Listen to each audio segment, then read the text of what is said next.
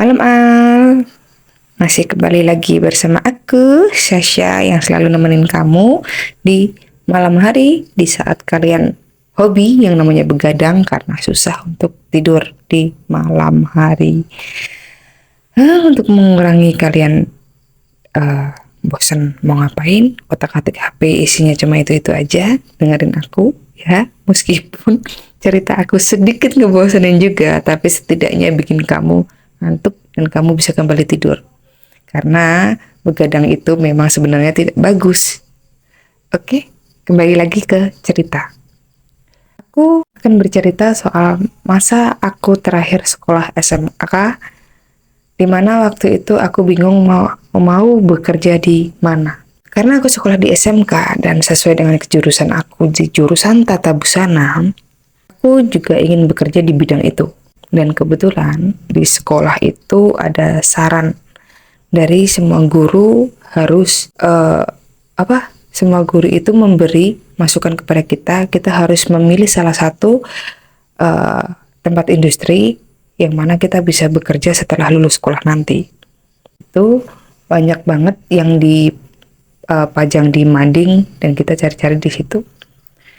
Dan aku langsung menebak satu tempat, yaitu berada di Jakarta Barat. Dan di situ aku ngambil tempat yaitu di bridal. Di bridal itu kesannya kayak nantang gitu, menantang banget. Ini apa sih? Sebenarnya karena sedikit asing ya kata-kata itu, maklum karena kan kita anak sekolah dan belum pernah yang namanya mengerti dunia pekerjaan yang ada di luar. Karena kita fokusnya sama sekolah kita, sama praktek kita, dan sesuai dengan jurusan kita masing-masing. Di situ aku juga menyampaikan hal itu kepada guru aku. Nah, guru aku itu ada beberapa guru yang tidak suka sama aku. Nggak tahu kenapa, aku juga nggak ngerti.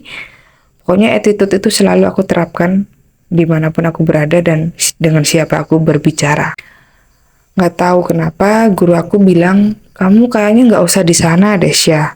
Kamu lebih baik masuk di pabrik. Seperti itu. Guru aku menyarankan ke situ.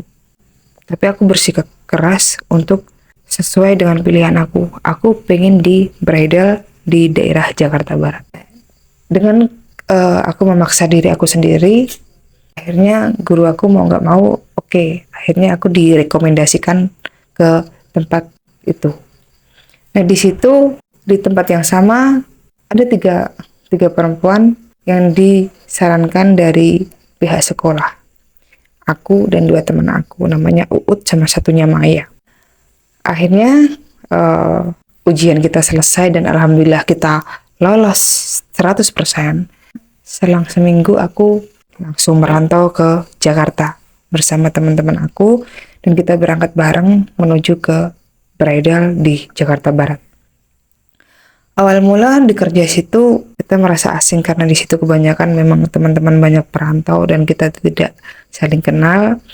Dan di situ ternyata bridal itu adalah suatu pekerjaan yang sifatnya untuk melayani customer di bidang pernikahan.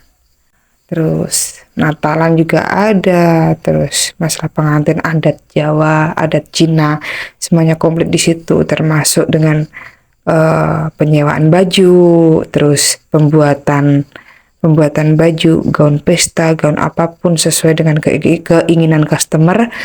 Dan pula di situ juga ada yang namanya salon. Jadi di situ ada tiga tempat ya, dalam satu gedung itu ada 3 lantai dengan pekerjaan masing-masing yang berbeda. Karena kita di bidang tata busana, akhirnya kita masuknya ke area bridal yang berurusan dengan busana-busana atau pakaian pesta. Awalnya di situ lancar, kita dikasih pekerjaan apa yang harus kita kerjakan di situ. Selang 1 minggu aku jatuh sakit. Di situ. Akhirnya aku dibawa pulang ke rumah bos aku dan aku di situ dirawat sama pembantu bos aku. Tapi aku nggak kunjung sembuh. Akhirnya orang tua aku jemput aku dan aku dibawa pulang. Aku dibawa pulang karena aku malu dengan keluarga aku sendiri, terutama dengan orang tua aku. Karena apa? Karena aku sudah lulus sekolah dan aku nggak mau jadi pengangguran. Akhirnya aku sehat-sehatin selama di rumah selama 1 minggu itu, dan aku harus kembali bekerja.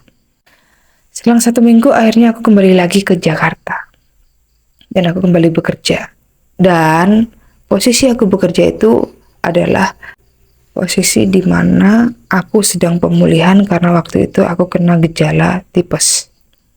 Setelah 1 minggu itu aku ada di rumah karena sakit dan kembali ke Jakarta di saat pemulihan sakit. Tapi aku di situ harus bekerja. Dan karena kondisi aku sedang sakit, jadi pekerjaan aku sangat-sangat lelet sekali dan tidak sesuai target. Seharusnya sehari aku bisa membuat hiasan gaun, ya hiasan gaun pesta itu berkisar 1 atau 2 dalam sehari, tapi aku mengerjakan 1 dalam seminggu. Dan bos aku benar-benar marah. Marahnya nggak ke aku, lewat 2 teman aku, si Maya sama si Uut. Lewat dia, aku bilang, itu teman kamu kerjanya kok nggak bener sih? Itu kalau kerjanya seperti itu mau aku kembaliin ke sekolah. Dan teman aku itu tidak ngomong sama sekali. Tidak ngomong sama aku. Selang berapa lama dari bulan ke bulan, ya kan, mendekati tahun pertama, lebaran pertama, kita tidak diizinkan pulang sama bos kita karena kita di situ statusnya masih baru. Ya oke lah, nggak apa-apa. Akhirnya kita tetap kerja di situ. Dalam kondisi lebaran kita juga tetap kerja. Dan selang berapa lama, karena waktu itu sempat ada pemulihan dan bos aku sempat kecewa. Selang bertambahnya bulan, akhirnya bos aku melihat sendiri pekerjaan yang aku kerjakan dan dia senang. Apa yang terjadi? Aku ditugaskan mengurus bridal. Dan aku tidak memegang yang berhubungan dengan jurusan aku, tata busana. Entah itu jahit-menjahit, payet, atau apa. Enggak. Aku langsung fokus ke paket pengantin. Dan kebetulan customer kita itu kebanyakan orang Cina.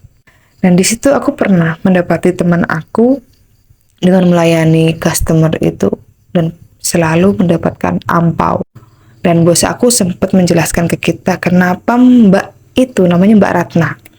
Kenapa Mbak Ratna suka dan sering sekali mendapat ampau dari customer? Karena pelayanan Mbak Ratna itu sangat bagus. Akhirnya customer itu puas dan bisa menghasilkan ampau. Nah, dari situ aku berpikir maju ke depan, oh berarti apa yang pernah diajarin kita di sekolah yang namanya pelayanan prima itu kita bisa menerapkan di pekerjaan ini. Suatu hari kemudian ada customer datang.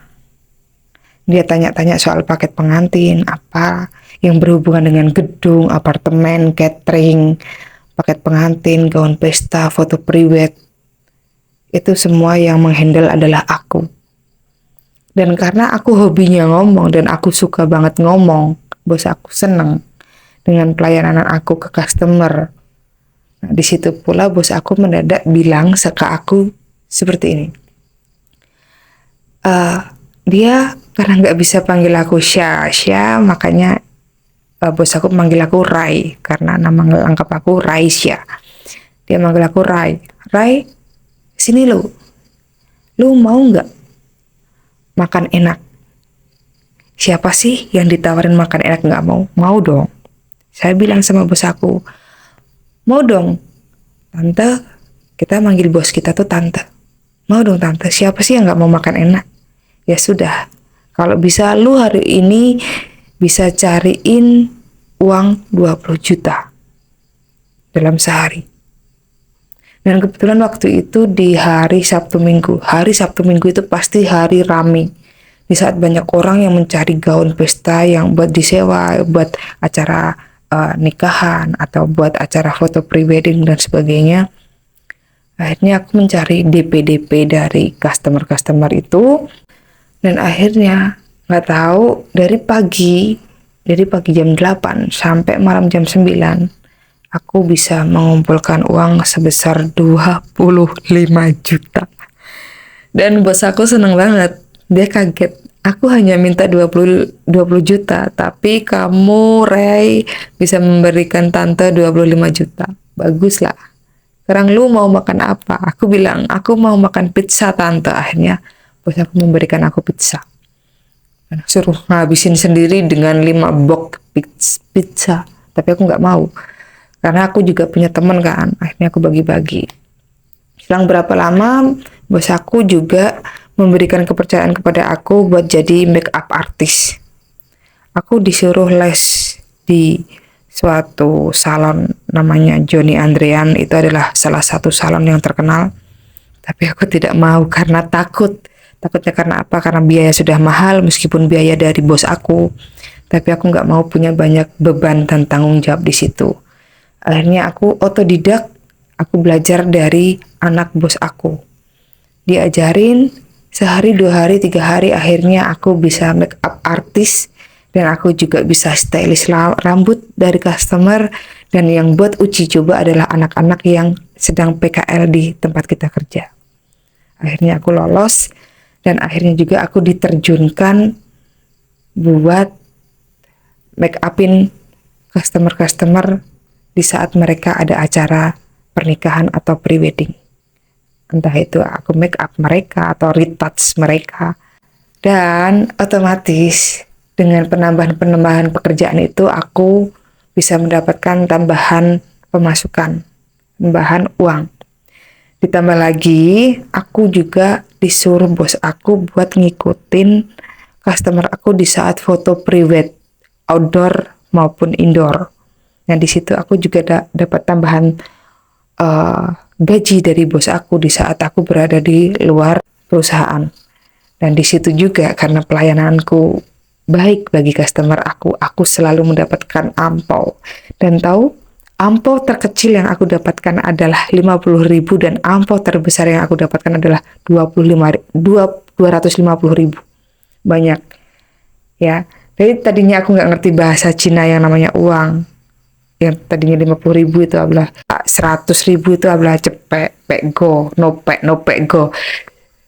Yang tadinya aku nggak ngerti, akhirnya aku jadi ngerti bahasa Cina sedikit-sedikit seperti itu. Dan senang juga. Dan lambat laut aku bisa menguasai semuanya dan akhirnya aku bisa mendapatkan gaji lebih dari orang yang sudah bekerja ikut bos aku selama 7 tahun. Ya, di situ akhirnya gaji aku sudah lebih dari dia dan disitulah gumpar dan disitu adalah detik-detik aku meninggalkan pekerjaan aku karena di saat aku mempunyai banyak uang, di situ juga banyak yang tidak terima dan akhirnya aku dimusuh sama 20 teman kerja. Siapa sih yang nyaman? Padahal kan kita tinggal satu mes, ya kan? Aku dibenci. Karena apa? Karena aku mempunyai kelebihan dan yang dulunya bos aku merendahkan aku dan aku tidak bisa apa-apa dan aku harus dikembalikan ke sekolah. Dan akhirnya setelah aku di situ jadi kepercayaan bos aku dan teman-teman aku, 2 teman aku itu bilang ke aku, dulu bos kita pernah bilang seperti ini Syah tentang kamu. Tapi sekarang lain. Ya intinya gini, buat kalian semua, kita tidak bisa yang namanya bekerja secara instan untuk menghasilkan sesuatu yang lebih. Kita semua itu butuh proses, apalagi dengan kondisi dan fisik kita berusaha untuk menjadi mampu dan menjadi bisa setelah apa yang kita diajarkan oleh bos-bos kita. Dan kalau dirasa kita mampu, kita harus selalu mencoba dan kita harus yakin bahwa kita itu bisa. Tapi kalau kamu sudah pesimis, sampai kapanpun kamu tidak akan bisa. Dan ini pesan aku. Di saat kamu punya kelebihan, keluarkan itu semua. Jangan kamu merasa rendah diri di situ dan merasa tidak mampu. Ya, di saat kamu benar-benar bisa dan benar-benar sukses, di saat itu juga kamu mempunyai banyak musuh dan mempunyai banyak saingan.